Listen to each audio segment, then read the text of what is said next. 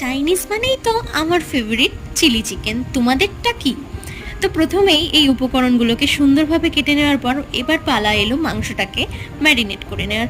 নুন, হলুদ, জিরে, রসুন কুচি, আদা কুচি, একটা ডিম, ধনেপাতা, সয়া সস আর কর্নফ্লাওয়ার দিয়ে ভালোভাবে ম্যারিনেট করে কিছুক্ষণ রেখে দেবো। তারপর কড়াইতে তেল দিয়ে চিকেনগুলোকে ভালো করে পকোড়ার আকারে ভেজে নেব।